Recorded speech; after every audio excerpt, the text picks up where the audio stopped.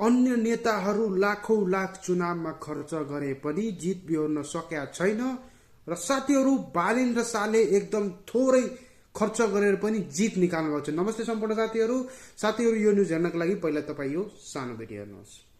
बालेन्द्र शाह बालेनले चुनावमा 14 लाख रुपैयाँ मात्र खर्च गरेको पाइएको छ।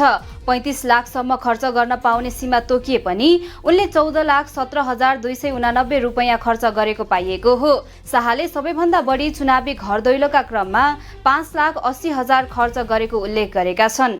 साथीहरू तपाईँ यो न्युज हेरिसक्नुभयो। साथीहरू बालेन्द्र शाहलाई 35 लाख खर्च गर्ने सीमा तोके पनि उहाँले चाहिँ एकदम थोरै खर्च गरेर, थोरै त नभनौँ आधा खर्च गरेर उहाँले चाहिँ चुनावको खर्च विवरण बुझाउनु भएको छ। साथीहरू उहाँले चाहिँ 14,17,289 पैसा खर्च गरेर उहाँले चाहिँ आफ्नो चुनाव कम्प्लिट गरेको छ। र साथीहरू यही कम्पेयरमा तपाईहरू अरू अन्य नेताहरूलाई हेर्नुहोस्, खर्च छिटो नगर्ने, चुनाव जित्दाखेरि नजित्ने।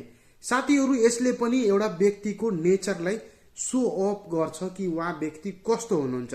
साथीहरू बालेन्द्र शाहले यति कम खर्च गरेर यो चुनाव लिउटाउन सक्छ भने हाम्रो देशलाई त पक्कै केही न केही विकास गर्न उहाँले 100% सक्नुहुन्छ।